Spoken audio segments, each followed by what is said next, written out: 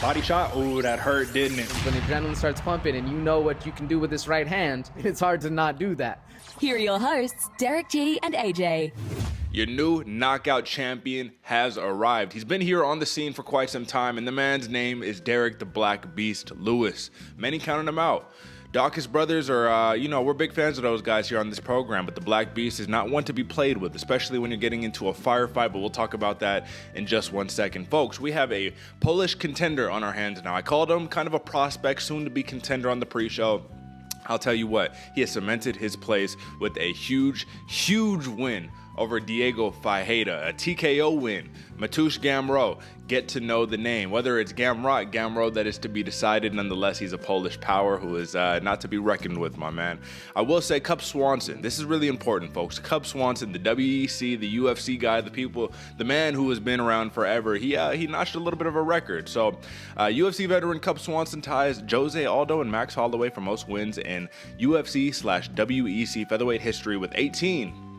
After his TKO victory in round 1 over Darren Elkins. Folks, we have a lot to talk about. My name is Derrick G. I am your host, and checking in with me, as always, is the Santa Fe Bomber, the New Mexico native, AJ, brother, my man. You heard all of the different little records and accolades that I just notched off. This is the last post show of 2021, brother. We got to close it out right.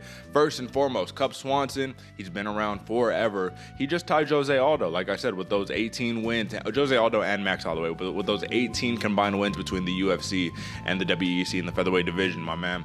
Is this man going to go down, even though he's been a little spotty as of late, even though championship status hasn't quite been achieved? Is the Hall of Famer on our hands right here? I think so, man. I think so. Cub Swanson's been doing it for a long time. I mean, it's a great task to get into the Hall of Fame, but when you have the stats like Cub Swanson, and he's looking better than he has been in recent memory, man. He's got a little bit to go. He might be able to steal those accolades from Jose Aldo and Holloway coming forward. But we'll see. I guess time will tell. But I think he deserves it, man. What about you? Yeah. I mean, he's a legend. I think he's a dark horse for that Hall of Fame accolade. But then again, Hall of Fame needs to mean something, and I do think you need to have a gold belt around your waist to be able to truly be considered a Hall of Famer. And with that being said, AJ, we'll talk about all that stuff in a second, but let's check in with you, brother. How are you living, my man, after the aftermath of UFC Vegas 45? We finished 3-3, so you didn't really do much to really boost up the accuracy ratings. I finished 4-2 on the night. But listen, man, 120 and 117. Tell me how you feeling, brother.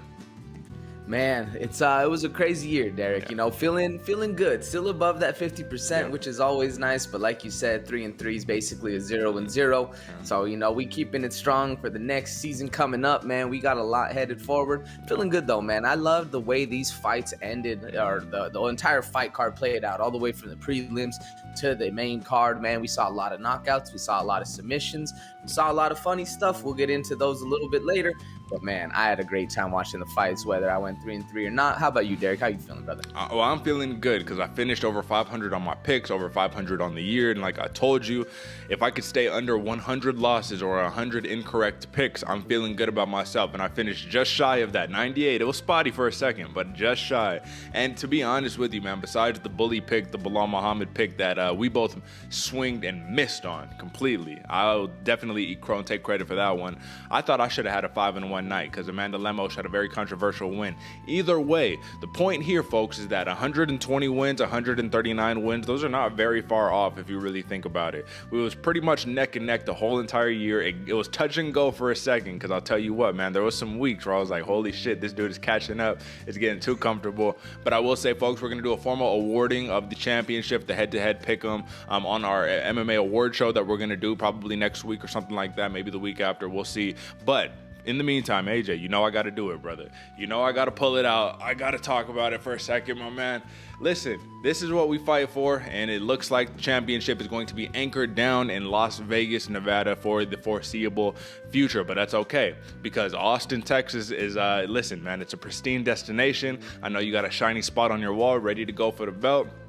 But this time around, brother, I think I got to do it, my man. It's only motivation. This is only for the ego. Bait the ego a little bit, but get the motivation to be accurate on our picks. So I'm going to be rocking this thing a little bit for the show, my man. And listen, let's talk about some stuff, though, all right? Let's talk about some stuff. So since we're still in the intro, I do think that we need to talk about the overall card, just overall. You said there was a lot to be offered, right? We had submissions, we had knockouts, we had robberies, we had interesting decisions, we had all of the good stuff, man. But I want to ask you one thing and one thing foremost. Charles Air Jourdain, have you seen a more impressive quote-unquote prospect in the UFC thus far? Like, at this point, can we call him a prospect anymore? What do we call Charles Air Jourdain when he just smashes people? When we're talking about striking, this is one of the best to do it in the featherweight division. The man needs a real bump up in competition in the foreseeable future, I think. What do you think, my man? Man, the statement you just said, Derek, first off, I got to say, that belt looks good. I'm a little jealous over here, but it's well-deserved, my brother. Good job, man. Congratulations. You, yes, sir.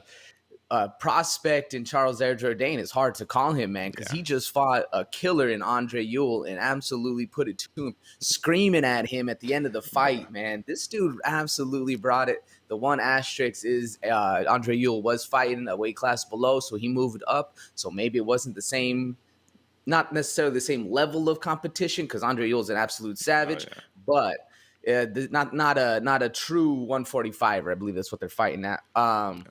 Yeah, man. So I think he's solidified himself in that middle ground of no longer being a prospect, not necessarily the top 5 contender. We're not going to see Air Jourdain fighting for a title in the next 1 to 2 fights, but I do think he deserves somewhere in that top 10 kind of mix, man. Well, I mean, Tapology had him ranked around number 39 going into the fight. So that just kind of goes to show still there's not as much respect put on him that, you know, there should be. But at the same time, it's not like he's number 80, number 120. Believe it or not, we'll talk about it a little bit later, but Ricky Simone, he was ranked number 88 in the world going into this fight, and he just beat number 12. So that's talk about a jump up in competition, man. I'll just say that. Obviously, folks, for the photo collection, we're going to be highlighting some of the other fights that we got going on, so don't need to highlight them too much. But right now, my man, I want to do a quick assessment of the over and unders on the card. I did okay on the over and unders. I hit a 50%, 3-3. My man, you was a little rough, and it's tough because it's a 50% chance to win over and under, and you went 1-5 this week, my man. So I will just count out Cub Swanson versus Darren Elkins. It hit on the under 2.5 rounds at plus 115. I don't think a lot of people expected that, to be honest. Diego Ferreira and Mateusz Gamrot hit on the under 2.5 at plus 130. So that's two money line right there that plus money. Rafael Assunção, Ricky Simone hit on the under 2.5 plus 150. What do you know? Amanda Lemos, Angela Hill over 2.5 minus 195. Wonderboy versus Belal Muhammad over 2.5 minus 270. And the Black Beast versus Chris Daukaus hit on the under 1.5 minus 105. In hindsight, AJ, talking about heavyweights, which we will talk about in 1 second. I don't want to spill the beans too early. In hindsight, is it ridiculous to think that 2 grown, beast-ass, 260 plus, I know Daukaus is 230 or whatever, 2 huge men, behemoths like that, are going to actually last 2, 3, 4 rounds? Like, is it kind of crazy for us to even think that? It is, man. It is. I think before in the pre-show, I was just a little too hyped on the Daukaus bros and we said it a lot in the pre-show, man. Yeah. All Derrick Lewis needs, all he needs is one big power shot to come down that pipe. He needs a pinky to put him on him, and he showed up, man. But the crazy thing is, we'll talk about it a little bit later, but Daukaus took 3 of those big power shots, and then he finally, left consciousness for a little bit. But man, crazy to think that. Yeah, they're 2 big old heavyweights slinging massive mallets in there. Yeah, it's hard to say they're going to last longer than round 1. So that's sometimes I'll have to take notes, like mental notes on like, okay, this is what I thought, this is what happened. What do I need to adjust in my thought process, in my visualization of how these fights take place? And one of those things is, when you have 2 behemoths in there, excuse me, my brother, my voice breaking up. When you have 2 behemoths of men in there, man, do not play around. Go on the under almost every time. That's basically my synopsis of it. I will just say in terms of underdog picks, there was 3 upsets on this card. So it's kind of a chalky card overall. I will give it that. 77% finish rate. That's what's important, man. Submissions, knockouts, everything. And the last thing that I want to highlight really fast, AJ, GM3, old man, Gerald Meerschaert, my man. We thought he was done after he got starched by Khamzat Chimaev. That was kind of the welcoming party for Khamzat, right? Well, the man has gone 3-0 in 2021, 3 wins, 3 submissions after he defeated Dustin Stoltzfus via rear naked choke in the 3rd round of, UFC Vegas 45, man. How impressive is that? GM3 is this just old timer that just won't go away, my man. And Dustin Stoltzfus looked like he had the win pretty much wrapped up until he did not. Excellent display of wrestling, excellent display of jiu-jitsu. But just how impressive is it that he's at an advanced age making this happen still? Man, GM3 drinking from the fountain of youth. It just goes to show that you cannot count out these veterans, man. That wily veteran status, it says it all the time. You know, everyone's like, oh, he's a wily vet. And it actually, that shit is real deal, man. GM3 saw his opportunity, saw the one little slip that Stoltzfus made, and sure enough, took that neck home with him. That's how it goes, man. These veterans are absolutely insane in the game. Impressive to see, especially like you said, at a little bit older of an age, that GM3 is getting it done, man. Very impressed with it. How was your take on it, Derek?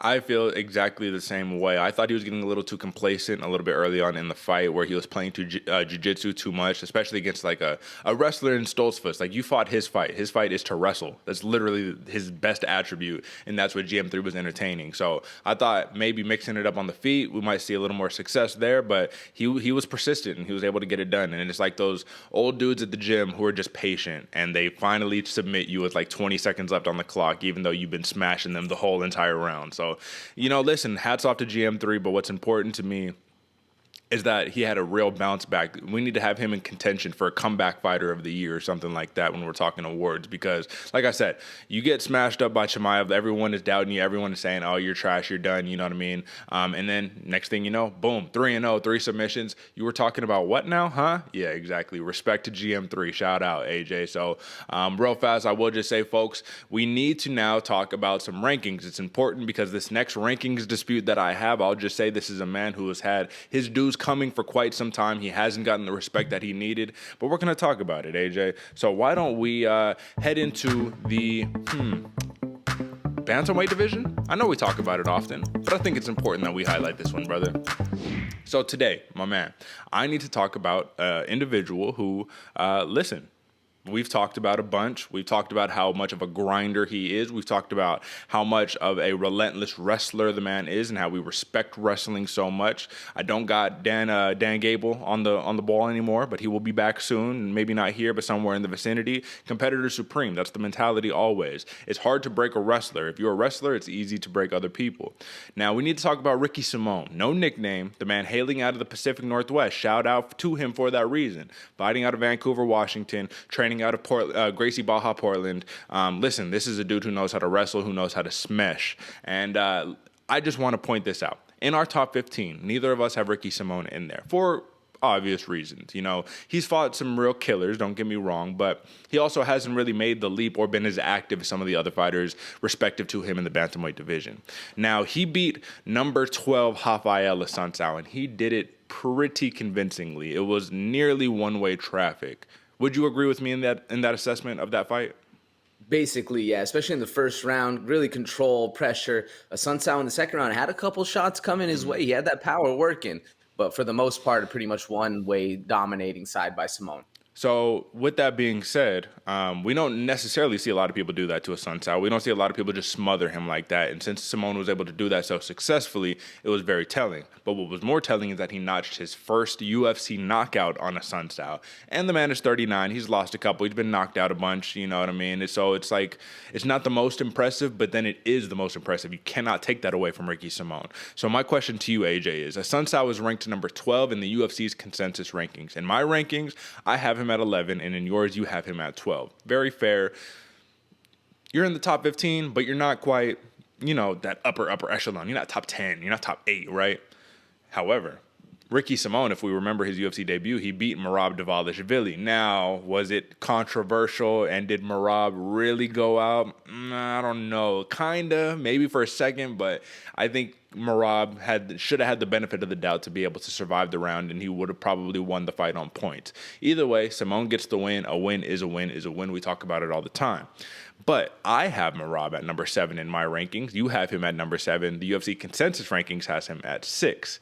Simón is going to be here at 12 at least, probably, right? However, this begs the question of, with his relentless style of wrestling, of pressure, of dominance, of relentlessness, do you think he can beat some of these top 10 fighters? And I want to ask you one by one, AJ. We do this kind of all the time, so let's talk about it. Marlon Moraes, great striker, great jiu-jitsu. Do you think he could stave off a Ricky Simón? Because didn't we already try this with Merab, and Merab got the job done? So what do you think? Can he beat Marlon Moraes? At this moment, I think Ricky Simón can, man. He was looking big in the cage. He was looking dominant. And Marlon Moraes just hasn't looked as good as he had as in the past. I think Simón gets him. So that just means that's like we can talk about entering that top 10, territory, right? Now, this is a tougher one. Chito Vera. That's a tough matchup right there, because Chito's so experienced, you know what I mean? Elbows, working off his back, jiu-jitsu, keeping the fight standing if he needs to. But Ricky Simón, he just knocked out a sunsaw, man. He shows he got pop in the hands. That left hook and that right overhand are money right there. The wrestling, he's going to take 5-6 shots a fight. He probably land 5-6 shots, take 10 shots or something.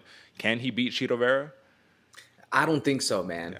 Yeah. I'm starting to give Chito Vera a lot of support, a lot of praise, a lot of support. This is right where I think Simón kind of belongs, right in that mix, man. Marlon Vera, talk about an indomitable will. Mm-hmm. That dude has that, man. No matter what you want to put this dude, he's going to keep coming back. He's going to keep swinging.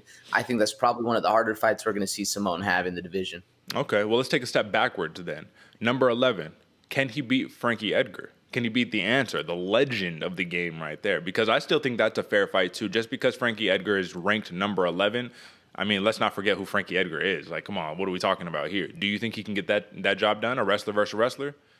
I agree with you. It's a little bit harder of a fight for sure, especially the wrestler against wrestler. I don't think Simón's going to have as much to do or as much advantage on the ground as he did in his last fight, but I mean, the power differential that I think Simón has versus Frankie Edgar is going to make the difference in that one, man. Like I said, he just had those popping those shots this last fight, really put everybody on notice. I think he gets it done against Frankie Edgar. What about you?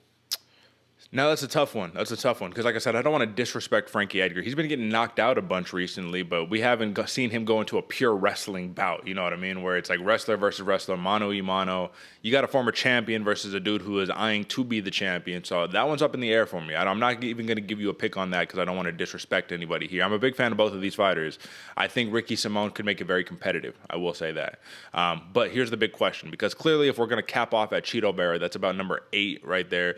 Dominic Cruz's, Merab's, all that. I don't know if Ricky Simón could be today's version of Merab. Today's version of Merab and Merab back then was two completely different fighters. Merab is definitely a machine, right? Can Ricky Simón beat the Sugar Show?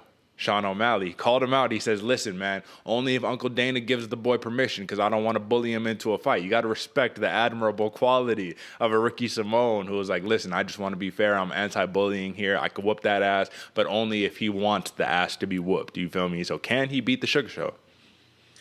Ooh, that's a hard question, Derek. I saw this coming a mile away, and I still don't have an answer for you, because can Simón take the Sugar down? Man, a lot of people have tried. It's pretty hard. You got to get him injured to be able to take him down and hold him down.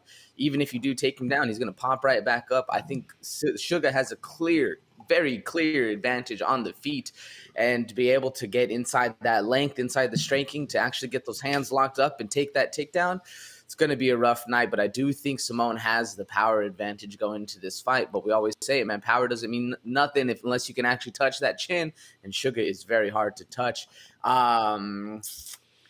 Call me a fanboy or not, Derek. I think the Sugar Show gets it done, brother. Sheesh, man. I mean, listen, give the praise where praise is due, right? I would just say that Ricky Simón, he did a great job against the Sun South, kind of baiting him in with the jab, kind of feinting that right cross, jab, and then as soon as he hits that jab, double leg, right? Mm-hmm. You know what I mean? Works his way on the inside with strikes. So I think that's definitely a good thing for Ricky Simón, and I think Simón can get it done personally. I take the relentless wrestler over the amazing striker all day long because, once again, look at what happened. Moraes versus Merab. You know, Moraes had his moments. He almost had Merab out until he didn't. So, I mean, shout out. I believe that one was at UFC 266 too. So, I mean, right here on the poster. Come on. I was there for that one. It was beauty. You know, it was poetry in motion. You know, it was a beautiful thing. So, basically, it sounds to me that at highest right now, we could probably put Ricky Simón at 9, but he probably belongs somewhere between 9 and 12. Am I correct in that assessment? Yeah, I agree with you. About that 9 to 12 range. I would consider him close to that top 10 fighter for sure. Will Ricky Simón fight for a championship in the year 2022 or 2023? I'm looking a little more towards 2023. There's a lot of moving and shaking, especially with those upper top 5, top 10 that get it going down. Unless Ricky Simón can string together 2 to 3 knockouts in dominable fashion, like you just did to Sun South, then I can see it the end of 2022. But I'm looking a little more 2023 for him. What about you? All right, well, yeah, 2022 might be tough just because of how stacked this division is. I mean, come on, bro. Aljo Sterling, Piotr Jan, Jose Aldo, TJ Dillashaw, Rob Font, Corey Sandhagen, Pedro Munoz, Merab, Cheeto, Dominic. That's like 10 fighters who could all be championship material in that weight class right there, which is ridiculous. So the only person, and listen, man, no disrespect, but if we had to just name one person who maybe would not be a legit champion out of all of those fighters, it'd probably be Pedro Munoz. And he would be right there, contender number 1, number 2, you feel me? But everybody else, I mean, Dominic Cruz has been a champion before. TJ Dillashaw, Jose Aldo, Piotr Jan, Aljo, literally all champion. I mean, I don't know, man. Too many fucking stacked fighters in the bantamweight division. Shout out. Craziest division in the UFC right now. And I don't even want to jump on the hype, but I do think it has earned that right to be said at this point. So that is your 60 seconds rankings review, folks. If you like the segment, drop a like, subscribe, all the good stuff, man. You know, we try to come up with these creative ways to be able to talk about the fights and just, you know, myriad different, you know, plethoras and varieties and all that good stuff. So drop a like, subscribe. With 320 subscribers on YouTube, officially notched it just like today or the day before, man. So once again, you guys are awesome. Couldn't do it without you. Let's keep it going. You already know what time it is. Finish out the year strong. All right, AJ, we need to move on right here to some recap. But before we recap the photos, before we recap the fights, let's talk about our fighter of the night. There are a lot of places you can go here, and I kind of have a feeling that I know who yours is going to be. Now, I could be completely wrong. I could totally miss and be out of left field. But it would be a layup if I'm correct in your assessment. Now, I got one who you might have picked, but at the same time, you might have just completely let it fly under the radar because I'm so impressed with this fighter's performance. But I'll let you go first, brother. Who is your fighter of the night? Who had the intangibles, the storylines, the narratives, everything go hand in hand, interwoven completely, so they weren't, you know, making fight of the night. They weren't making performance of the night. But they were making something unique specifically to this program, and that is the fighter of the night, brother. UFC Vegas 45, who is your fighter of the night? Man, Derek, I'm going left field with this one, brother. I'm not going with the layup. I'm going Rocky Raquel Pennington, my man. She earns fight of the night in my book. Absolutely crazy performance against Macy Chiasson. And I know it was a late fight replacement for Chiasson, but still, it's also a late night replacement for Raquel having to change up because Chiasson is an absolute dominating fighter. Very long, very powerful. And it was a little shaky, you know, all the way up until Chiasson decided to shoot that double leg with the head right in the middle, and then Rocky got the 10-finger choke. Very impressive win, man. And why I chose Rocky as this fighter of the night, because she's had a rough couple outings going back. You know, there's a lot of up and down for her, losing to Amanda Nunes, Jermaine Durandamy, Holly Holm, coming back and not really getting the respect against like Marion Renault. All these fighters had a lot of time. I think there was some USADA funny business or whatever with her too. Not exactly sure, but to come back through all she's faced on in her 7, 8, 9 years as a professional fighter, this girl, Rocky Raquel Pennington, is absolutely amazing, man. To be able to fight through all of that and come back and show on a dominating performance like she did against Macy Chiasson, very impressive. But what I liked most about her was the fact that she stayed cool, stayed calm, and stayed to her game plan, getting things done, man. It was a hard fight for her, no doubt. Very hard fight against Macy Chiasson in this one, but very impressive nonetheless that she was able to see her shot take that wily veteran approach that we were talking about before and see the 1 second that makes your Chasson open up that neck. And like Raquel said in the post show, you give me your neck, I'm taking it home with me. And that's exactly what happened in this fight. Very impressive. And like I said, building it up from where she's become with all the ups and the downs. Very impressive to see Raquel coming back. We might be seeing a title run in the future. Who knows? But I'm excited to make Raquel Pennington my fighter of the night for UFC Vegas 45. Very impressive. What about you, Derek? Who's your fighter of the night? Also, was that who you were expecting me to pick? So that was not who I was expecting you to pick. I'll be honest, and I'm not going to tell you mine yet because I want to give you a comment. I thought you were going to pick Belal Muhammad. I thought you were going to pick the bully. No one had done that to Wonder Boy. I mean, you deserve fighter of the night simply for that. And I'm not going to give it to him, but he deserves it. So we'll talk about him in a second, right? But let me just comment on Raquel Pennington. I do believe that she was dropped for 6 months out of the UFC's rankings because of a USADA violation that was specifically diet pills. So it was just weight cutting stuff. So I believe we talked about it too. I was like, is this as bad as steroids? Like, no, but like you're still cheating. So like you shouldn't just get a free pass. But then again, you go from being out of the rankings, uncertainty, all of this stuff, dropping a couple losses like you were saying, to coming back, getting these wins, being your fighter of the night, like winning over the fans in a way to where people are like back on her side. I think Rocky Pennington is doing it. She's doing it big right now. And I will just say we're going toe-in-toe, hand-in-hand right here because we both have the same theme. The theme is we're picking a fighter who overcame another fighter who had a pretty big advantage due to missing weight, right? So let's not forget, Macy Chasson's a natural 145er and missed weight for 145. I think she weighed in like 148 or something. So I'm a big fan of Chasson, but that is, even though it's the first weight miss of her career, pretty inexcusable. It's pretty tough, right?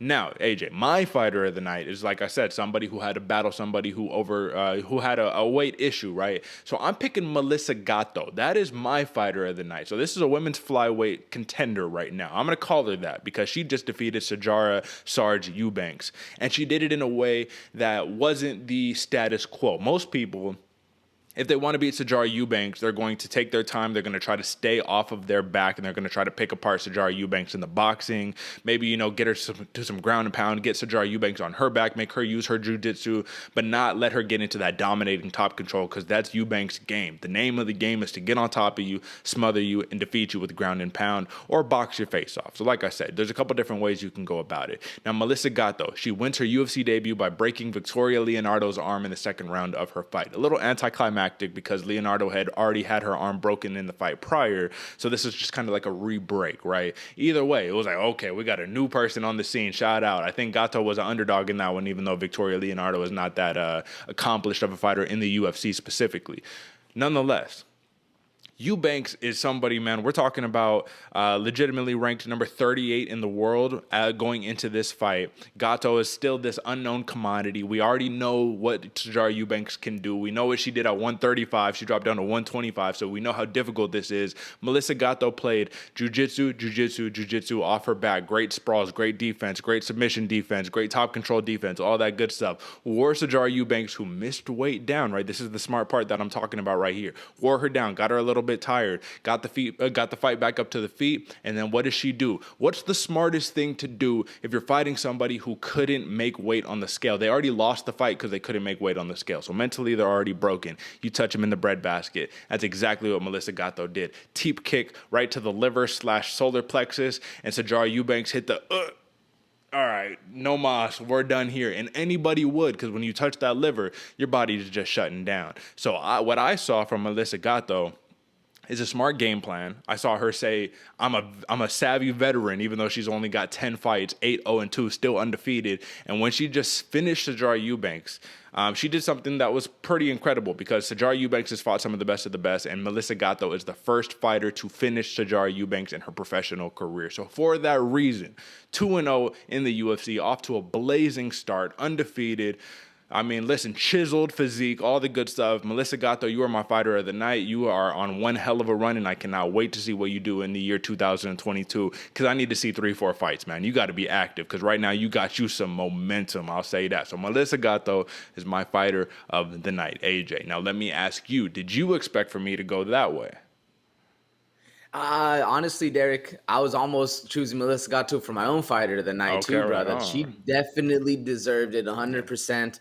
I would say it's a little closer. Yeah, I might have guessed. Might have guessed Gatto for you, but definitely I agree on the first segment too. Belal Muhammad deserves some praise as Oh well. yeah, But man, Melissa Gatto, the first one to do that to Sarge. Nobody does that to Sarge nobody. going forward. And you're right. Somebody touches up that liver. If you've ever felt that pain, you know exactly what it's like. That's a no mas. That's a all right. Thank you. Thank you, sir. Have a good day. I'm good Yeah. right here. I'm just going to lay down for a little bit, recover. Yeah, very impressive from Ms. Gatto, man. Absolutely, and that won her performance of the night. So if we're talking about awards on the show here today, fight of the night goes to Angela Hill, Amanda Lemos. We got performance of the night going to Melissa Gatto, and performance of the night going to Killer Cub Swanson. So believe it or not, Derrick Lewis, no bonus for that knockout of Chris Daukaus. But then again, that's what's to be expected, right? Your big boy swinging and banging. That's just kind of the name of the game.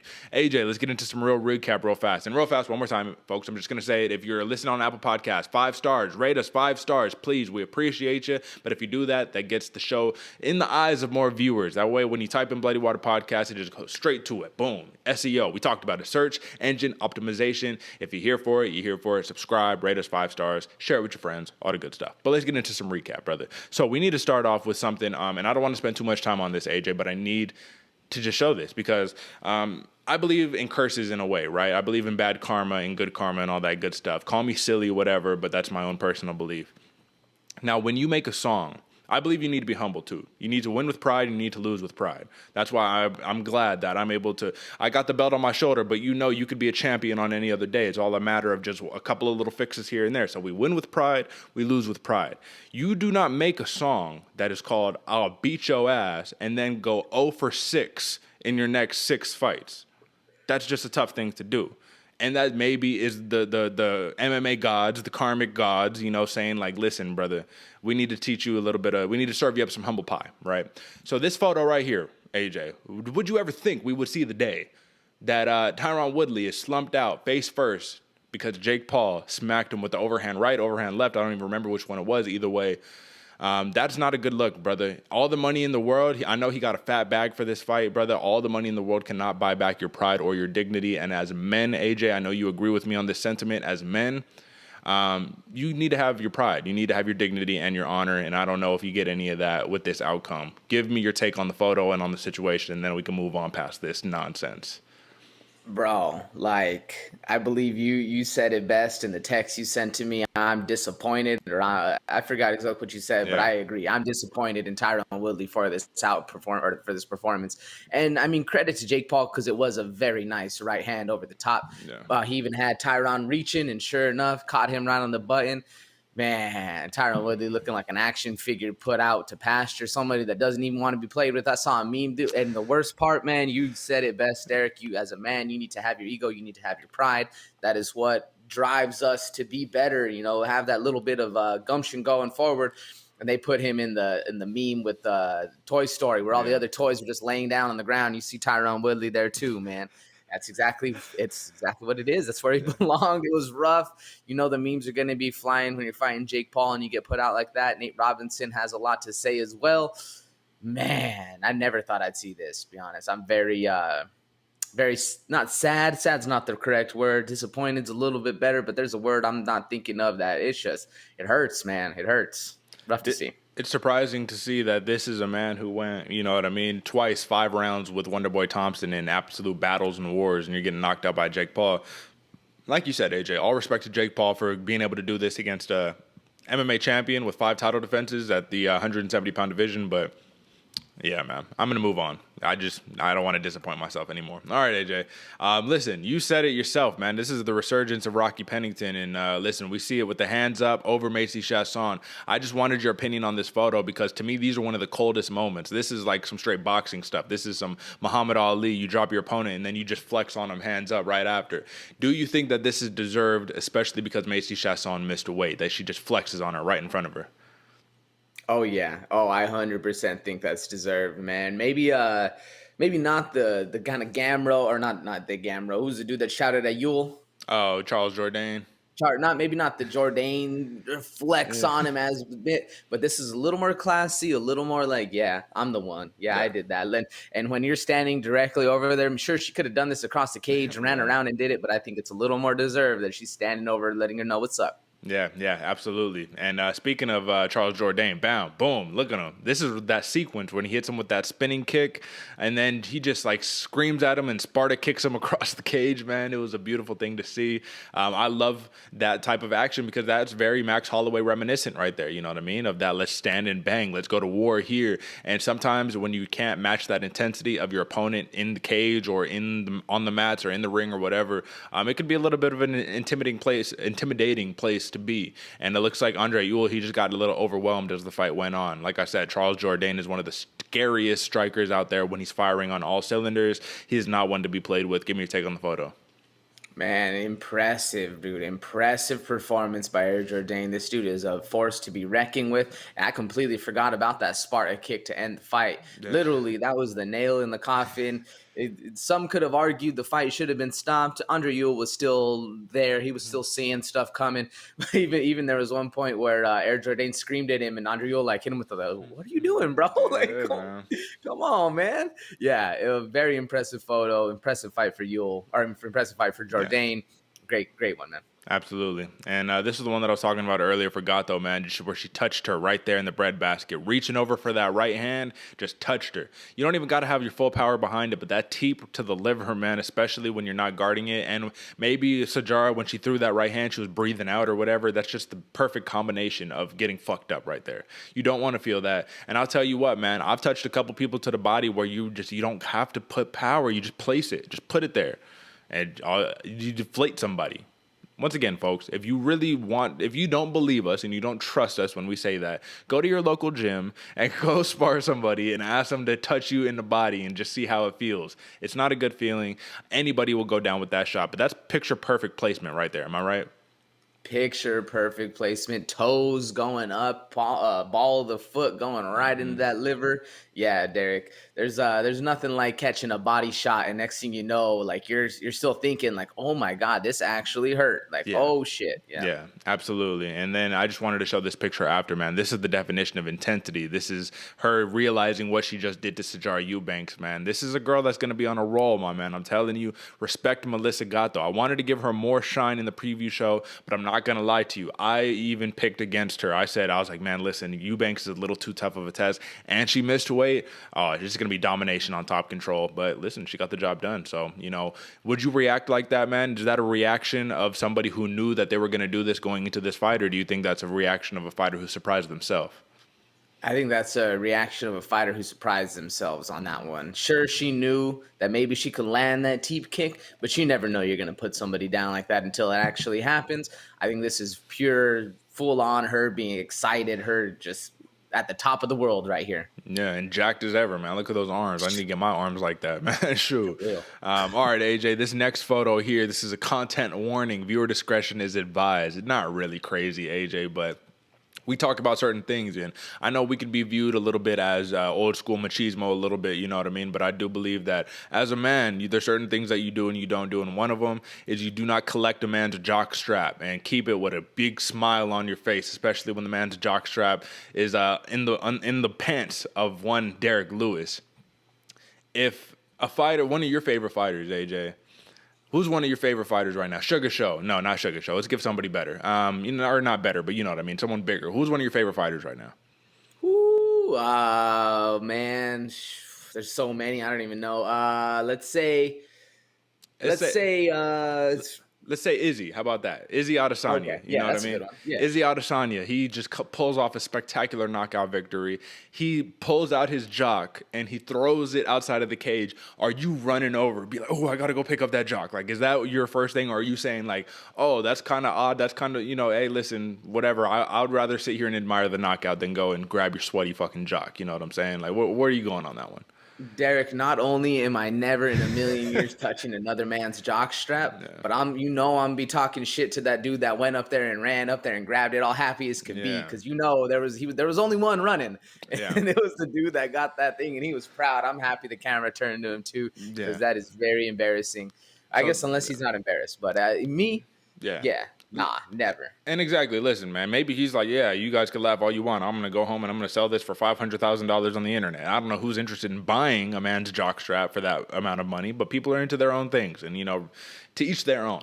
I will just say the smile on the man's face with the jock in his hand is just a combination that does not sit well with me, my man. Listen, if you into it, by all means, no hate over here, but couldn't be me. I'll say that. It could not be me. Couldn't be you either, AJ. Am I right? No, sir. Not at all. No, sirree, Bob. So yeah, we're gonna move past that like it never happened. I need to erase this image out of my mind, actually. But yeah, all right, let's move on. And just for further notice, folks, don't pick up another man's jock, please. Come on, have some dignity, please. Like I said earlier, no amount of money can buy back your dignity and your pride, man. And that photo is going to be on the internet forever. Don't forget. The internet doesn't forget. All right, AJ, this is what I was talking about earlier. The squeeze of a GM3, of a Gerald Meerschaert III under Dustin Stoltzfus. That rear naked choke is deep, brother. And I'll just say for Dustin Stoltzfus, he even tried to give a couple punches right before tapping. And those are the last breaths or the last gasps of life. And sometimes you hear about that. There's this concept when somebody is gonna die, right? Your body is going away and you have this physiological response where it's like a last gasp. It's like a and then you just fucking go finally, right? To me, that's the equivalent. A couple punches, all right, bro, I'm going to fucking sleep. I have to tap. I have to call it right here. We do not tap shame. Matt Brown actually just did a podcast where he was talking about it makes no sense to tap shame because why am I going to go to sleep just fucking cuz? Like, if I know the choke is deep and there's nothing for me there, live to fight another day. It is what it is. The disappointment on Dustin Stoltzfus' face after was very telling and it's very sad to see. But then again, GM3, this is a wily vet and this is what he does. If it could have been the other way, Stoltzfus would have had it the other way and he would have had no problem. So this is the fight game. But just give me your take on the photo, on the situation. GM3 is a master at his craft, but tough for Dustin Stoltzfus. So what do you think? Tough for Dustin Stoltzfus, and it's deep when we all know Stoltzfus knows what to do. You go 2-on-1, you try to pull that arm down. Everybody knows that. But you know how deep that choke is when all he's doing is throwing punches. Like you said, last acts of a desperate man. Yeah, man, not even going 2-on-1. That's GM3, man. That thing is tight. You can even see the body triangle or it's tight. It's hooks are in deep. Deep, man. All right, AJ, would you be surprised just from this photo alone that this is a blow that knocked a man unconscious for a second, knocked the man out? Either way, it stopped the fight. Would you be surprised seeing that the man's guard is completely up? Like, he completely blocked the shot. But the kick was so damn fucking powerful that it didn't matter. Look at those elephant fucking thighs on this man, Justin Tafa. Literally look at this. I need a circumference measurement of this man's thighs because I'll tell you what, that shouldn't even be humanly possible. That is fucking jacked city. Jacked city right there, brother. What do you think? That is the definition of a ham hock. Look at that fucking hamstring, man. Damn. That thing is bigger than my torso, bro. Yes, I would be surprised because that is perfectly blocked by Hunsucker. Both hands up. He blocked it right where you're supposed to. But solid kick from Tafa, man. Right where he's supposed to hit that. Right on the shin. If those hands weren't up, that head would have been in the 5th row. Yeah, bro. Look, I guess I shouldn't be so surprised because, like I said, look at the circumference on that hamstring, on that quad, and then nonetheless the size of the weight that this man is putting into that kick. Yeah, but perfectly blocked. But that's the heavyweights, man. You can't even block a leg kick like that. You just got to get out the way or go to sleep. Absolutely, and just a little bit of a close-up, my man. That literally blocked, man, on the arms, on the forearms. His arms is going to be sore as hell, but it was like a delayed reaction where he hit, and then he was like, oh, fuck, and then just dropped, and it was immediate. And Justin Tafa, the power of the man, he is a bad man, and that's the man's nickname for a reason. Justin Tafa, he's become also, I guess in news, maybe I should talk about it, Justin Tafa becomes the first heavyweight in UFC history to miss weight. So, that's there. So the highs and the lows, right? I know, believe it or not. But this is the sole fighter who missed weight for UFC Vegas 45 to notch a victory, and he did it via knockout against Harry Hunsucker. Tough, but that's the fight game. Last photo here, AJ, and this is just the eccentric celebrations of one Jordan Levitt, the Monkey King. This was your sleeper, my man, and he showed some excellent jiu-jitsu in his matchup against Matt Sales. Kind of easy prediction, you know what I mean? Honestly, -110 pick'em. I knew that it was tough, but come on, the grappler versus the striker. The dude who has the serious advantage on the ground, probably going to get the dub. That's what happened with Jordan Levitt. Inverted triangle choke, beautiful thing. I pulled it off once at the gym before, man. Not an easy choke to pull off. But listen, I'm more interested in the split celebration, my man. Do you like it? Do you dig it? It doesn't really matter what we think, but I just want your opinion on it. I mean, I think it's eccentric, and I like it. So what do you think? I like it, man. I like it a lot, man. Back in the karate days, that was the big thing. Like if you could hit a split, you could kick somebody's head clean off. And sure enough, that dude Levitt is very impressive. And you got to bring that little bit of flair to get noticed, whether it's for the right reasons or the wrong reasons. This dude has a long future in the UFC. And I tell you what, the last thing you want to look up to after getting shaky, getting put back on the stool after a KO or a tap out is some dude doing the splits, pointing up to the sky like a ballerina. Yeah, that's not what you want. So don't get knocked out by this dude, man. He's going to dance on you. And I think he's going to have a lot of success here in the near future for the Monkey King, Jordan Levitt. A new star is born out of Syndicate MMA. Let's just shout that one out, AJ. And then lastly, before we move on, because that is the last photo, I just want to see, is there anything that we missed? Dante O'Mays versus Josh Parisian, man. Dante O'Mays showed off some incredible grappling. He showed off he's much more of a well-rounded fighter than we thought. Moves to 2-2 in the UFC. And he already dropped a fight to Cyril Gahn, right? I mean, come on, you want to fight that guy? Nobody wants to fight that guy. And one other person, but either way, man, that was a very big win. And I think we hit just about everything, man. That's all the prelim bouts. So let's move on to some main card recap. And we can kind of bust through a couple of these, you know what I mean? We don't need to spend too much time. But let's start off with Killer Cub Swanson, my man. He made short work of Darren Elkins, and it was very surprising, but it wasn't at the same time because I said in the pre-show, I'm picking Swanson because on the feet, he's too slick, he's too smooth, his footwork is too good.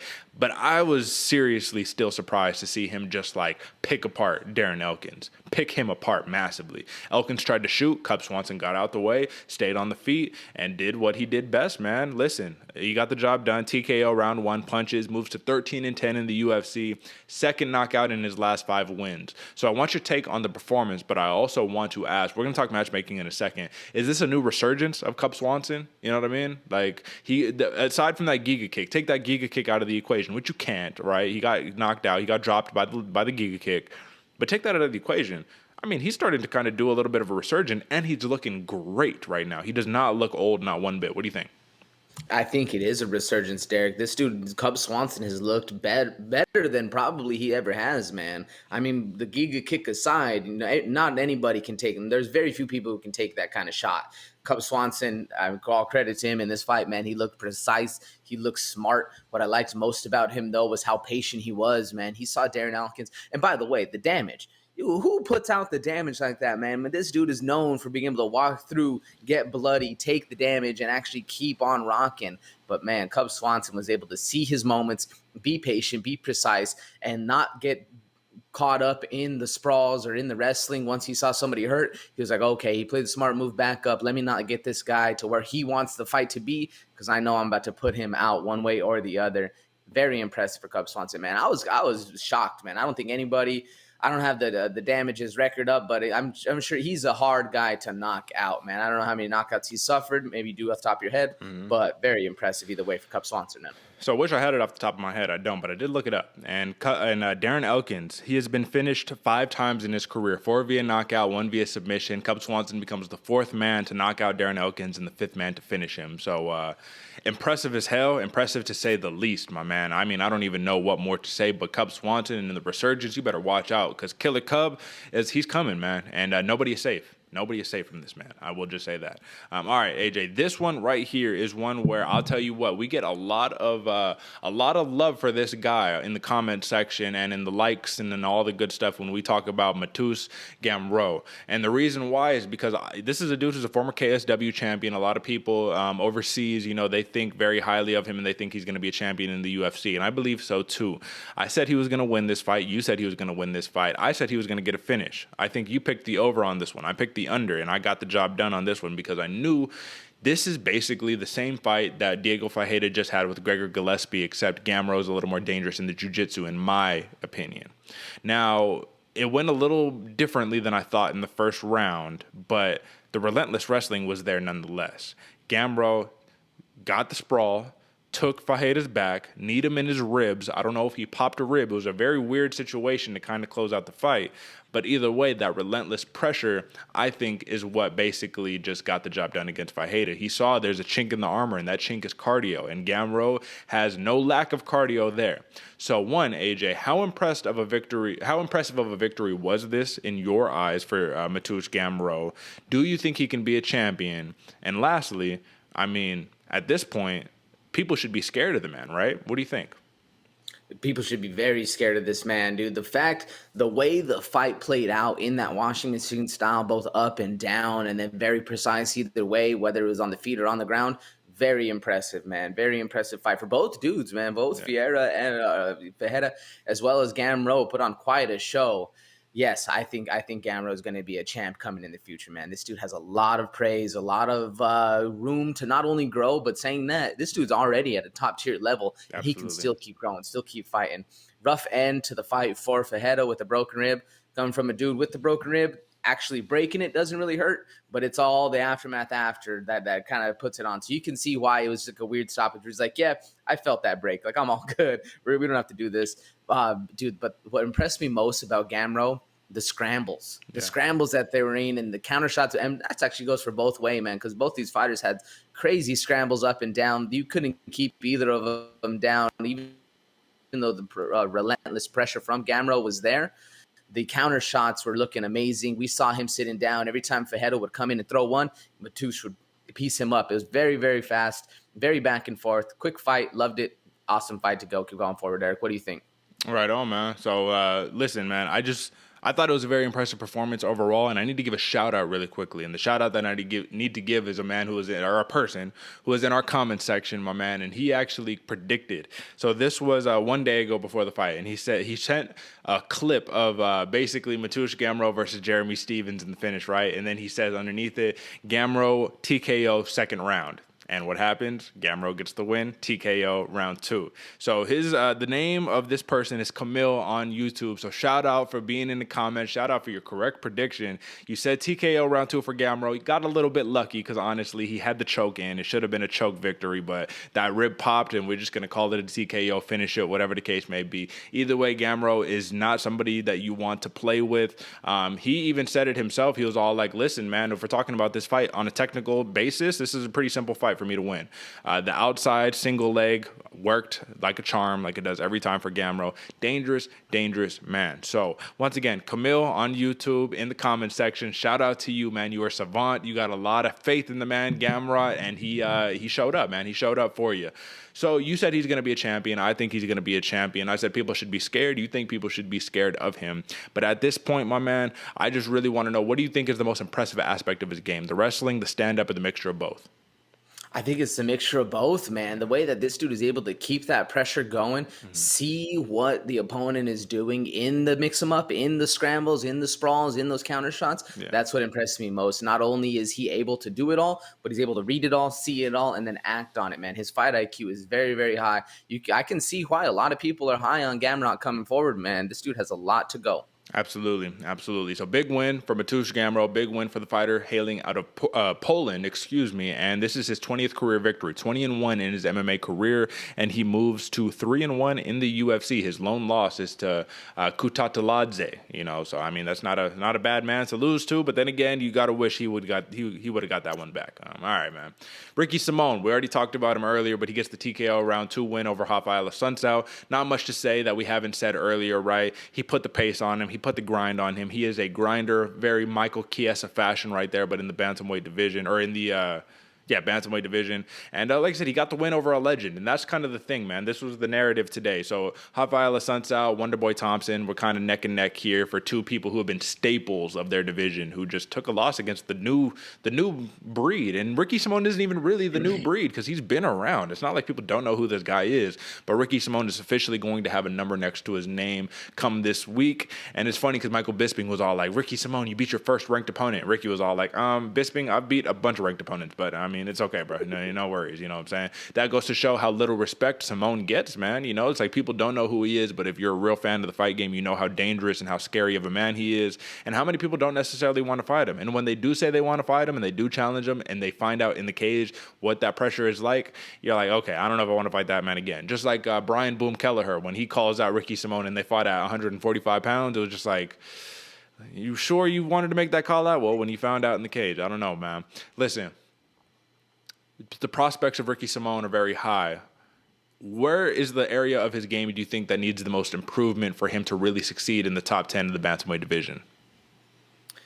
Oh, it's a good question. The easy answer is the stand-up, because obviously his ground game and his wrestling and his pressure are very impressive. His cardio is impressive. This dude has power, but I think the jab, the 1-2, the slick, the head movement that he can provide, it's going to be the only problem I see against a fighter like we were talking about against the Sugar Show. Yeah. If you don't have that slick head movement, that long jab, anything that's going to kind of keep the other guy from doing what he wants to do, that's the only place I see Ricky Simone really needs the improvement on. But even at that, he's very impressive in that aspect too, man. He does have a good head movement. He stays in that wrestling stance, a little bit lower, a little bit, down, ready to shoot, which is his game plan. Yeah. But it can leave a taller guy able to punch down and keep you at bay. Yeah, man, I agree with you. I think in the stand-up, too, the biggest thing that I'd like to see is a little less of that full tilt overhand bombs and a little more of touch and go, you know what I mean? A little more Randy Brown, rude boy style, where you're just touching them, moving, da-da-da, Angela Hill style, too, right? You know, either way, that was a big win for Ricky Simone, man. Don't have much to say on it that we haven't said already once again, but shout out to the fighter hailing out of Vancouver, Washington, putting on for the Pacific Northwest, Gracie Baja, Portland. Listen, man, that's much love right there, man. Portland doesn't really have, he's not, they call him the dude fighting out of Portland, but, he really reps that Washington a little bit more. But the Pacific Northwest in Oregon doesn't really have that fighter that they could really call upon. Chael Sonnen was really the only one doing it for Oregon, and he reps the mean streets of West Lynn, you know what I'm saying? So, listen, a little bit different, but shout out to Ricky Simone. All right, AJ, this next photo right here, brother, thrill and agony, my man. And to be honest with you, right here, Amanda Hill's face. I'm just going to actually make it bigger, just real quick. Look at her face. That is the face of somebody who, at this point, is no longer even surprised at this point. Like, I think when she hears split decision, she already knows, all right, it's not going to go my way. Just because the MMA gods must hate her for that reason. I don't know what it is. I don't know if the judges have a hit out on her. I don't know if they're trying to conspire against her. But you could see on the reaction of Amanda Lemos that she clearly did not think that this one was in the bag, maybe as much as she was letting on. This was a very close fight. I think Angela Hill won the fight personally. But robbery, I don't know if that's too strong of a word to use. I think the 30-27 that was the deciding factor of this fight, ridiculous. That you weren't watching the fights, and your credentials for watching fights should be taken away, because by no means could this have been a 30-27 in either direction. But aside from that, this was a really close fight, brother. And if one fighter did a little bit more in round 3, you could easily give them the tilt, right? Oh, yeah, 100%. I mean, I had this one as Angela Hill winning as well, man. Very impressive fight. As the fight was concluding, I was like, that's the fight of the night. Yeah. Very good. I gave Lemos round 1, Hill round 2, and I gave Hill round 3, man. I think she stole round 3, in my opinion, with the spinning elbow knockdown, with the takedown attempts. Even though Lemos was able to stand back up, the pressure that Angela Hill had and the dominating, like I said, pressure, she was literally always on the front foot, made it for me. Even though I didn't choose her to win, I still think she did win the fight. And that 30-27, you should not be a judge anymore.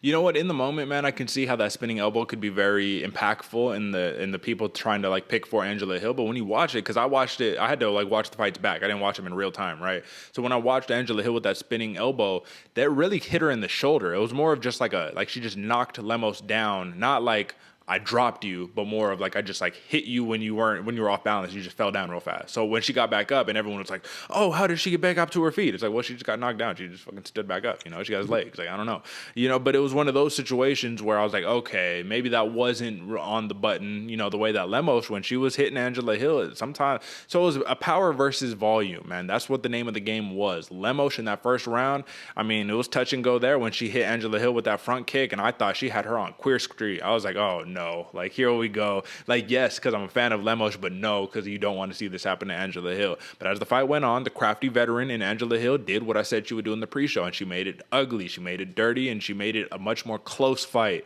than anybody would have thought, because Lemos opened as a minus 360 favorite going into this fight. So talk about no respect for Angela Hill, you know what I'm saying? But the point that I have to make here is that I think Angela Hill, this doesn't knock her back. Once again, this is what, like the third or fourth split decision that she's been on the wrong end of in like her last 5, 6, 7 fights. So it's like terrible. Dana White said that she got ripped off. So obviously she's not going to lose a lot of stock, but it's tough because it's like with every step forward, it's like 2 steps backwards with Angela Hill in terms of like the title hopes, man. Look, she's 13-10, now moves to 13-11, and her record is nowhere near as indicative of how good of a fighter she is than you see in her actual performances, man. She's such a good fighter, and her takedown defense and her grappling was so improved in this fight, man. Lemos is a legit grappler. I just think that this sucks that a judge can do this for you, but either way, she got $50K for that fight of the night bonus, so we can give her that.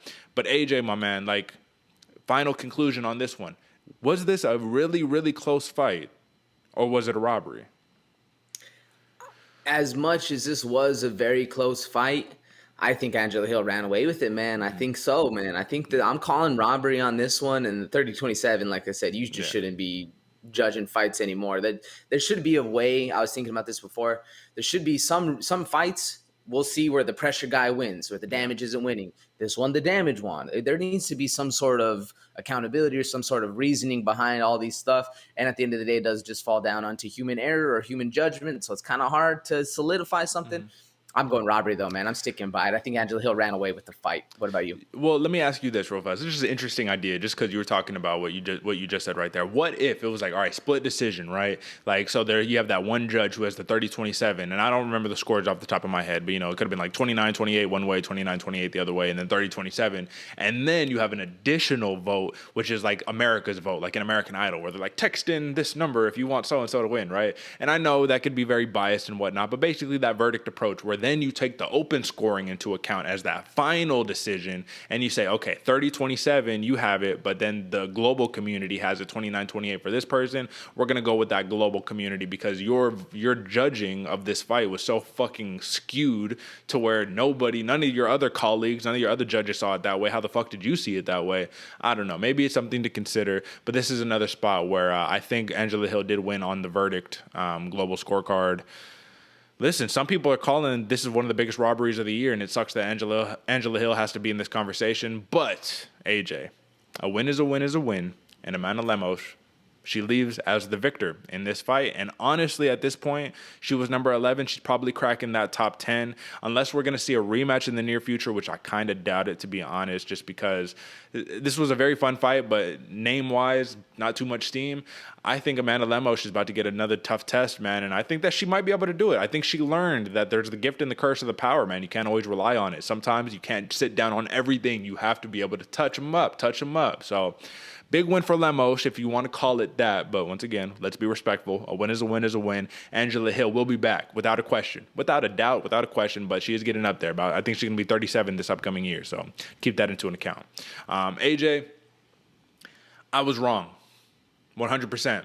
Belal Muhammad is a bully. So remember the name. That's the formal nickname, but let's not forget Bully B. That's Belal Muhammad. And he basically took the Gilbert Burns game plan, and took that shit to 100 right there, my man. And I respect it because relentless wrestling. It's like everyone kind of forgot that he was a really good wrestler. I already said he had great cage wrestling. That's basically what he did. He walked forward. He was the bully. And when Stephen Thompson was trying to dap him up, like, all right, let's touch gloves, Belal Muhammad said, I'll touch it. But you know how sometimes you'll touch and then you'll take a couple steps back and reset? Belal Muhammad, he would touch and be like, oh, I'm already right here. I already cut off half the cage. All right, I'm just walking forward. And he just walked him down, double leg, locked his hands, put Thompson's butt on the ground and smashed him. Volume. I mean, this was one-way traffic. This was dominance by Belal Muhammad. Belal Muhammad has actually broken a record because he's the first man to be able to take Stephen Thompson down 7 times. I believe Matt Brown comes second with 5, but Belal Muhammad did something that nobody does, and this is why. We said it. If it goes down to points, that's what Stephen Thompson does. But you said it, AJ. You're like, but then again, that's what Muhammad does too. So you're like, oh, shit. How surprised, 1 to 10? Like, in all honesty, in hindsight, even looking back, were you like, man, maybe I was giving a little too much love to Wonder Boy? Or is this truly that novel of an event where you're like, how the fuck, no one saw this coming? What do you think? I mean, I feel like I was giving a little bit too much respect to Stephen Thompson on this one, man. All credit to Belal Muhammad. I was wrong on the pick. I was wrong on how I was thinking this goes down because Belal Muhammad, man, that pressure wrestling, it's rough for Stephen Thompson when you know what to do to that everybody knows what to do to beat you, take you down, hold you down, don't let your striking go. And it's, as a striker, it's very frustrating when all you want to do is stand and bang and do what you're good at, but this dude keeps putting his hands around your bottom and tucking you under and literally getting the takedowns. Belal Muhammad knew exactly what the game plan was. Very impressive, very dominant. And the fact, I mean, it goes back to the thing, it takes a man to hold another man down. Belal Muhammad held Stephen Thompson down basically the entire time. Even when he was able to get back up, it was right back to the ground. Yeah, I guess shouldn't have been as surprised as I was in the pre-show because that's Belal Muhammad's game, man. This dude's a pressure wrestler. He's going to keep it going, keep it grinding. You want to talk about a bully? Bully B showed up to play, man. Very impressive. I'm looking at my notes right now, and it literally all started off with Muhammad this, Muhammad that, Muhammad this. Literally stole the fight in the eyes of everybody, and even if it did come down to mix him up, it was a little closer. I think Belal Muhammad just stayed strong the entire time, man. Bully B with the dub. You got to put a lot of respect on that name, not just remember it, but put some respect on it finally too, man. Yeah, absolutely, man. There's no other way to say it, but this was very, very impressive. And the same way, man, I just figured Stephen Thompson, even though, yes, this was an Apex cage, did we take that into account? Not as much, just because I figured, all right, man, everyone has to adjust, right? We can't use this as an excuse anymore. People have been fighting in it for a whole year plus now, so just get used to it, right? But it really mattered because he was able to just cut off that cage all day long, man, stay on him. And what was more impressive to me is that Belal Muhammad still had the cardio to cut a massive promo after the fight, after just wrestling for 3 straight rounds, and then says, nobody in the welterweight division wants it. I want Usman, I want Leon Edwards, you know what I mean? He says, all he does is he fight 155ers and he poked me in the eye. I need that one back. Unfinished business. Dude, he cuts a promo, and I love it because, he does remember the show, so he does a lot of public speaking himself. And, he does the ESPN stuff too, man, so he doesn't, curse on air. He was like, what the fudge is that? All that. It was just so fluent. So I have listen, I'm a Belal Muhammad fan, man. I got to remember the name or the Climbing the Rankings t-shirt. I got his merch, man. I'm a big fan of Muhammad, but I had to pick against him because this Wonder Boy Thompson we're talking about, brother. This ain't just Joe Blow off the street.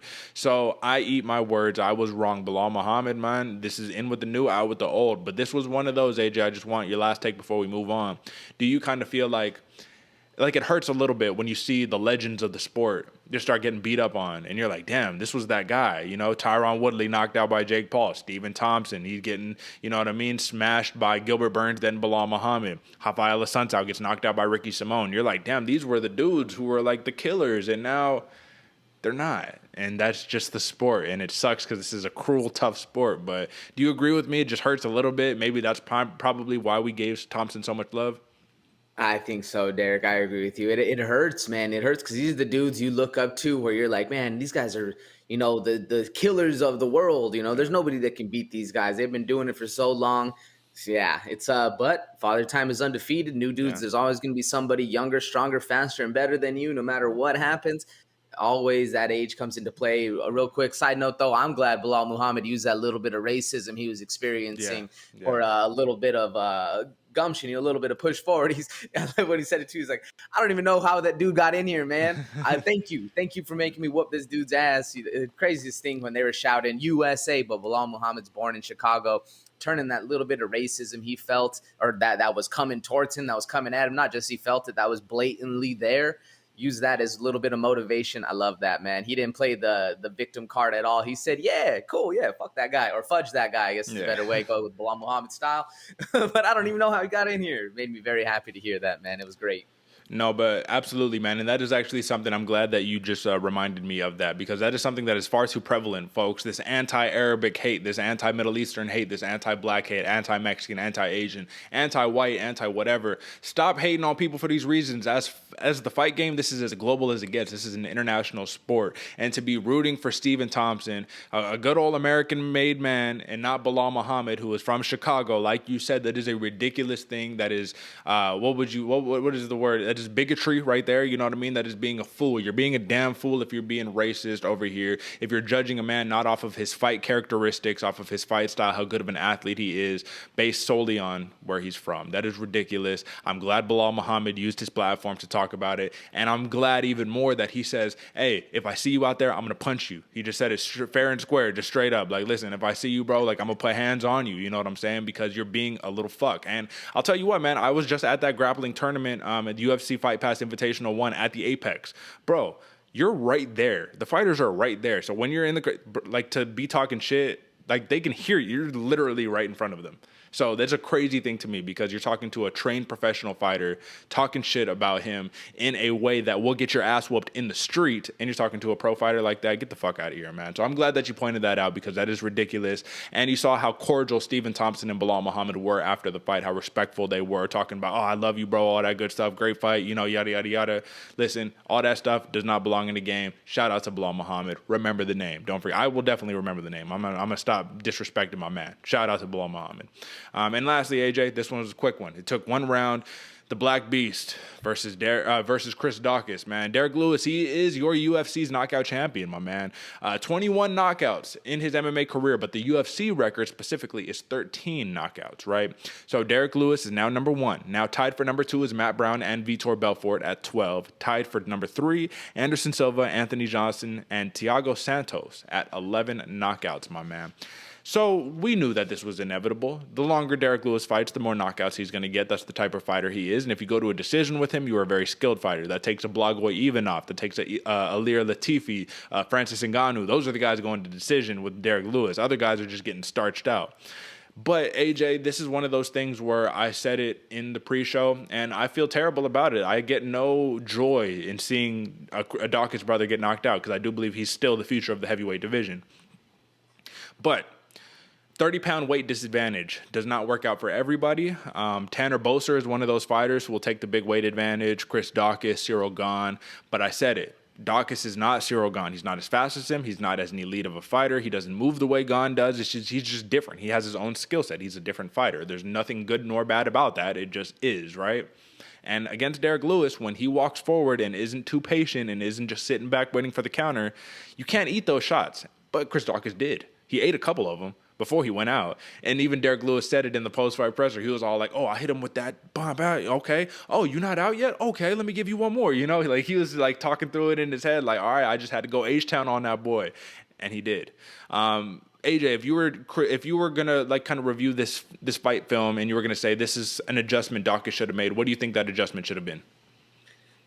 Put 2 down the pipe and then dip out, man. Take the Cyril Gahn approach and literally stay on your bike, get Derrick Lewis tired. Because this is the fight you did not want to have against Derrick Lewis, man. He was laser focused, letting you come into range, because he knew what he was going to do once you did come into range. But all Chris Daukaus needed to do is maybe 2-3, a quick little 2-3 combo, and then dip, get out of town, literally keep running. If you got to turn like Cyril Gahn did a couple times, where he just literally turned away and run, get out of there, because this dude has some serious power. That would have been the only big thing to change, because Daukaus was landing a couple good shots, but homeboy Derrick Lewis could eat for days, man. He would, like you said, excuse me, went H-Town on him. In H-Town over here in Houston, and not in Austin, but in Houston, they get down, man. They scrap up a little north, man. Very impressive.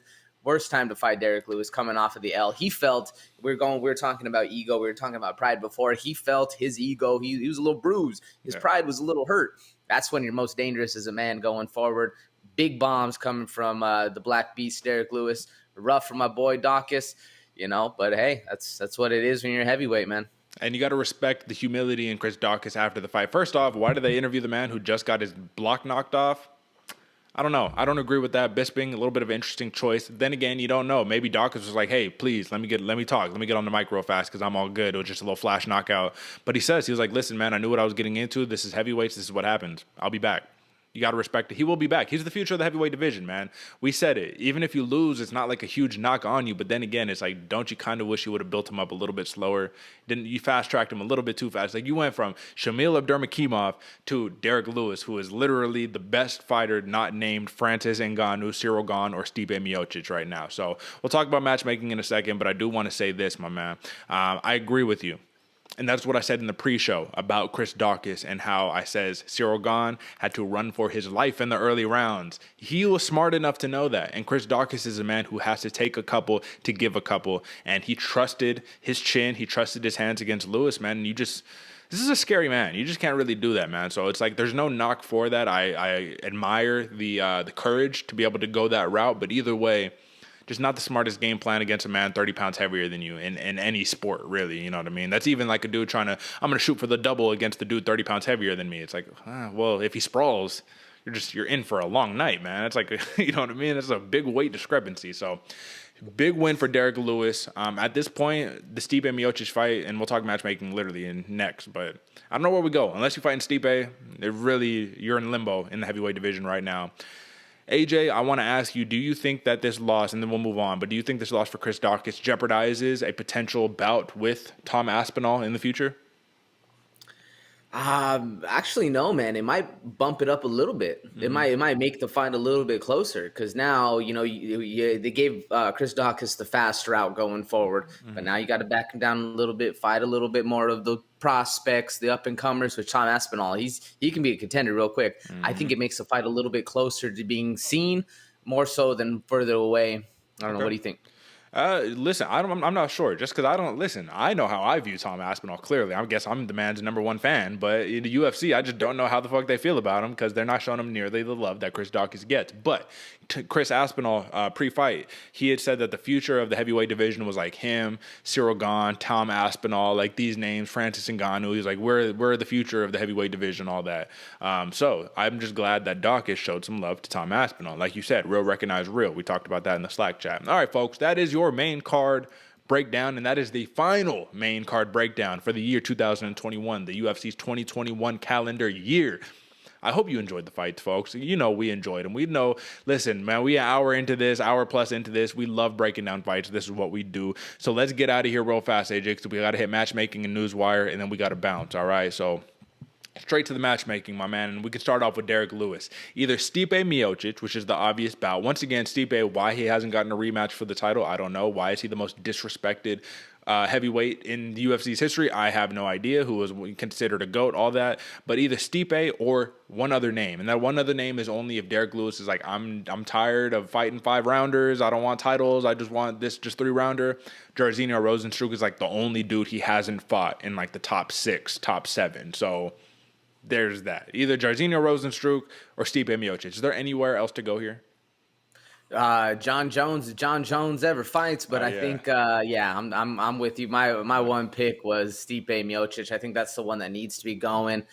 I actually kind of like the Jairzinho Rozenstruik pick, man. It was a little more interesting, a little more maybe not like press or stuff going forward, because I think Stipe is the obvious fight, but it's another up-and-comer that we can see how Jairzinho Rozenstruik is actually going to do, because he took the fast route and got put back a little bit in that queue.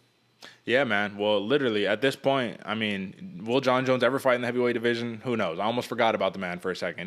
Now I remember more just the out-of-fight antics than just, when's the last time the man's fought? It's been a long time. This is a what have you done for me lately sport, right?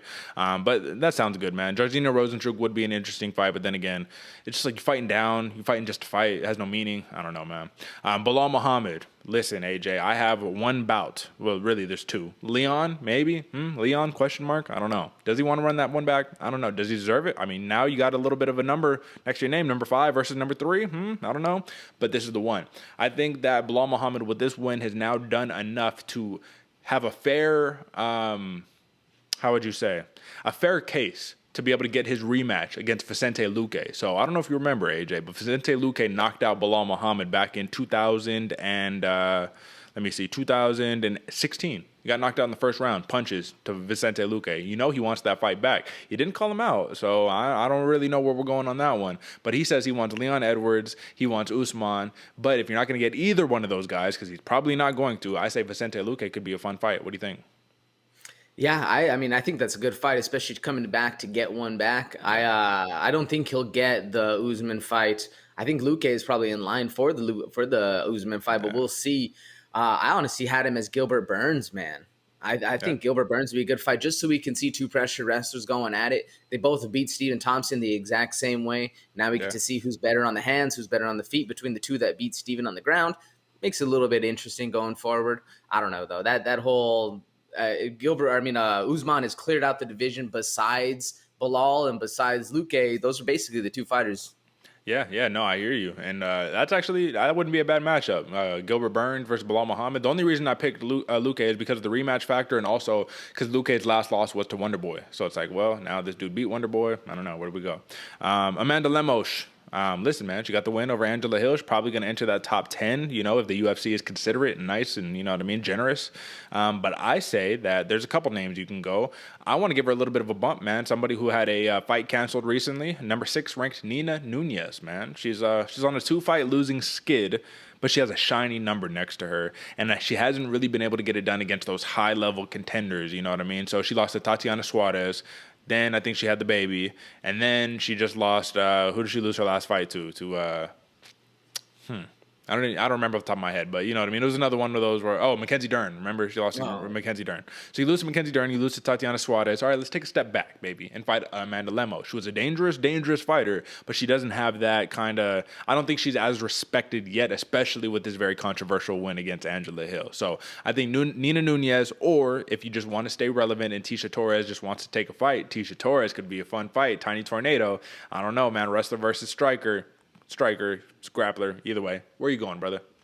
I went with the Tecia Torres, man. I think that's a very fun fight going forth. Although I think the Nina Nunez fight will be a lot harder. Yeah. Maybe not a lot harder because Tecia Torres is also a very good grappler and a very good striker as well. But I think I like them both, but I'm going with the Tecia Torres pick personally. Yeah, I think either one would be fun. But Amanda Lemos, let's just see where she goes, man. I don't know. I don't know how far Angela Hill is going to go back, if they're going to set her back in the rankings even more. I don't know. She's going to want another fight soon, but I don't know. All right, Ricky Simón. So we already talked about it a little bit earlier. Gets the win over Rafael Assunção. He's in that top 15, baby. Come on, let's go. Now you got to fight some real ones.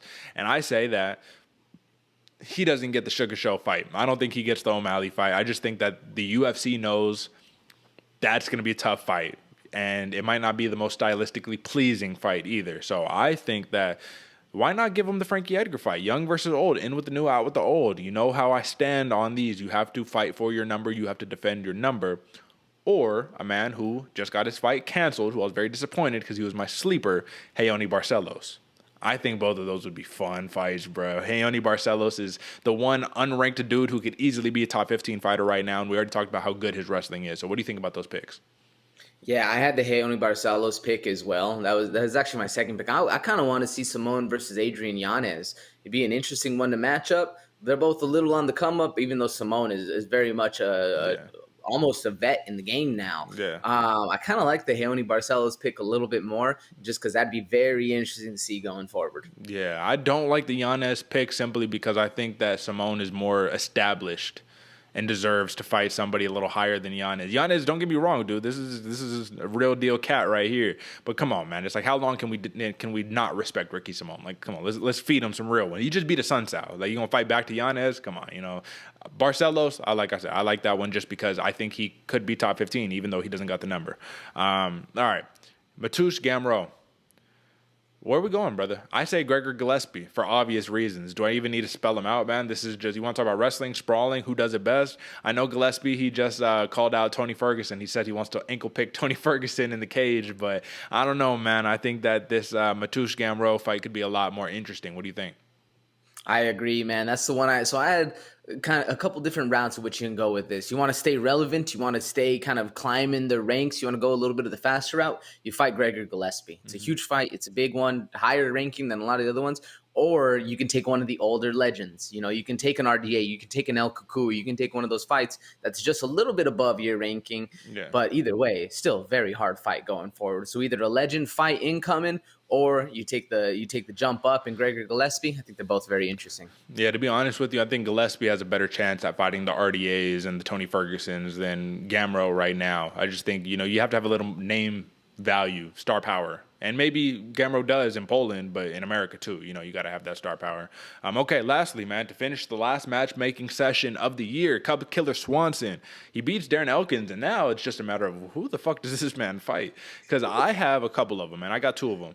Neither of them are ranked, even though I do think Cub Swanson's now on that cusp, right? I think he's right outside the top 15, but Super Sadiq Yusuf, he's about number 17. He used to be ranked, you know what I mean? And I think that'd be a really good fight. Or Bruce Leroy, Alex Caceres, either one of those, man. I think those could be fun fights. I don't know if Cub Swanson is going to be too interested in fighting the real deal, you know what I'm saying? Like the real deal, like top cats right now, because he's a vet. So in some regards, right, we could be thinking we should have a veterans pool in the UFC, right, where it's like Matt Browns and you know what I mean, just like all the old school legends, like they should all be fighting in their own little pool. I don't know. Swanson versus Elkins, that made sense. Where do you think he goes next? I like the ideas you're running with on these ones, man. Kind of a real deal striker. I mean, Bruce Leroy. That'd be a crazy one to see how Cub Swanson handles the length of that dude. I'm going a little bit more of the payday route for Swanson going forward. Either running it back with Shane Burgos because he had an L a few years ago, or fighting 50K Ige. Quite a name on that fight as well. I don't know. They're not totally the upper echelon of the division, but they are very much a step up, at least in the rankings wise. Yeah. I think Cub Swanson can handle himself. I kind of like all of those picks everywhere. I think it'd be a good fight to see Cub Swanson get one back. Yeah, absolutely. I really like that Burgos fight. I do think that running that one back could be interesting, but either one of those, it's just interesting. We'll see where he goes, man. You know, I wouldn't be mad at any one of these picks, and I wouldn't be surprised if they matched him up with somebody out of left field, to be honest with you. So, all right, folks, that is the matchmaking. AJ, now one last piece of business, brother. It is the NEWSWIRE, and we just got a little bit of news to handle, man. So first thing first, former UFC strawweight title challenger Claudia Gadelha retires from MMA competition. And I just want to read this to you, AJ, because this was a little concerning, and I didn't really know this. Claudia Gadelha put out this statement, right? She says, and she is 33 years old, so this is a pretty young retirement, I will just say that. But she said, November of 2020, after a fight, I had a really bad concussion, and I had post-concussion syndrome. I suffered with the symptoms for a little while. It was very frustrating because my headaches were like a knife stabbing me in the back of my head. I was nauseous, I was throwing up, feeling very bad. I couldn't even go for a walk, I couldn't train. It was very frustrating. I had a lot of feelings like, oh, I'm going to beat this and go back and fight. And other times I'd feel like I shouldn't be fighting anymore because I had other opportunities in life, and she chose to pursue those other opportunities in life. And this is a very powerful lesson for a lot of fighters because, to be honest with you, there's too many fighters who they stick in the fight game because that's the only thing that they know how to do. That is their identity. Claudia Gadelha, she lost her last fight to Yan Xiaonan, so she's leaving on an L, but she's already so accomplished as a fighter. What are we talking about? You know what I mean? So ultimately, AJ, do you think that this is going to be one of those moments that is going to transcend the way that fighters look at their careers in the future? Like, do you think this is a great example set by Claudia Gadelha in terms of fighter health and just kind of doing the right thing and getting out early? Similarly to I don't remember his name, but there's a 49ers player who retired at like 29. Dude, so good. And he was just like, yeah, man, I'm out. I'm starting to see some stuff with my head. Yeah, we're not doing that anymore. What do you think? Yeah, I hope so, Derek. I'm actually proud and happy for Claudia Gadelha in this one. She might have lost an L or leaving on an L in her record, but she's leaving on a dub in life on that one, man. That's the way to go about it. Choose when you go out, so that way you're not the cow taking the slaughter or the dog taking out to pasture, whichever phrase you want to choose. But man, it's if you've ever dealt with concussions, if you've ever dealt with post-concussion syndrome and dealing with all that stuff, man, it's rough, man. You only got one brain. A lot of people say, you only got this, you only got that. You literally only have one of these, man. There's no replacement. There's none of that, man. You can always get an ACL fix. You can always get your rib put back into place. You can't get a new brain, and I'm glad to see Claudia Gadelha is actually taking her smarts, because she's a very smart woman, and using that to go forward in life with her other options she has. Very impressive, and I'm hoping to see a lot of other fighters start to do that as well, man. Needs to be done, especially when at the end of the day, you're the only one going to be taking care of yourself, once, push comes to shove in this life when it does. So I'm glad to see it, man. I'm happy for her. Yeah, absolutely, man. So great example set by Claudia Gadelha. You know what I mean? She fought for the title against Joanna Jędrzejczyk at the Ultimate Fighter 23. I mean, what more can you say? Very accomplished, storied career. And listen, man, that's what it is. Go follow her on Instagram if you want some motivation and nutrition advice too, man, because she's on it. She's a very motivational figure, so I will just say that. And lastly, AJ, for the Newswire, Kevin Lee, formerly a UFC fighter, Kevin Lee signs a multi-fight deal with Khabib Nurmagomedov's Eagle FC promotion. Listen, man, interesting to think about. Dude was calling him out saying, I want to whoop this dude's ass. Now you've signed and you fight for his promotion, said he's going to bleed for Khabib. Is Khabib? I mean, Dana White, he was all like, listen, Khabib's going to learn the hard way about being a promoter, man. This ain't as easy as it looks. But do you think Khabib is going to be the new mega promoter, really challenging Dana White here? Or how do you think that's going to play out? I think it might be one of those ones where it might not take off in America. I think a lot of people have already forgotten about who Khabib is. As shocking of a statement that is, at least on this side of the pond. Sure. There's a lot of things moving and shaking all the time here in the U.S. Most people have a very short-term memory. But in Russia, bro, that fight, Eagle FC is going to take off. Sure. It's literally, if not going to be the biggest, the second biggest to the UFC over there on, the whole East Coast, East, whatever you want to call it, like China, Russia, that whole area right up in there. They're all together. So that's going to be a big fight, man. Khabib holds a lot of weight in the Russian community, in literally that entire pocket, that entire region of the world where they have more people than us. They have more size, more reach, more everything. I think it's going to take off big over there, but maybe not over here in the USA. We'll see. It's hard.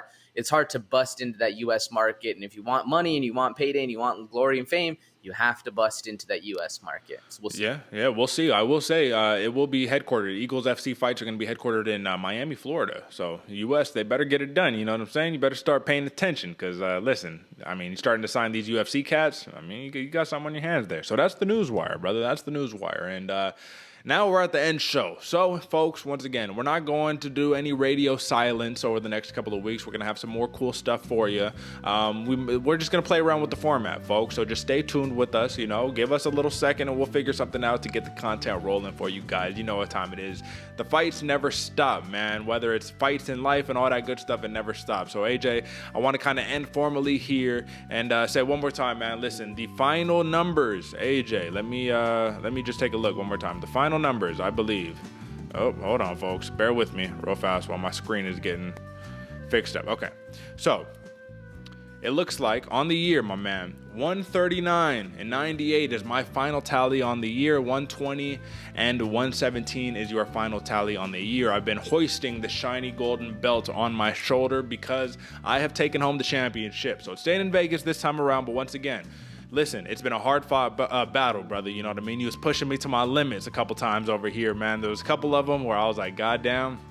We putting in similar picks. I was like, all right, well, I want to win the week, so I'm going to have to change it up here, do this, tweak this here, So it's a battle. It's a year-long thing. It's tougher than a lot of other people, man, but I'm going to hoist it up one more time and show the people, listen, man, we got the gold over here, locked down, ready to go, right? But just know, man, it's not only about the gold. And here, let me get it right. I got it upside down. Let me get it right. Boom. Look at that. Beautiful.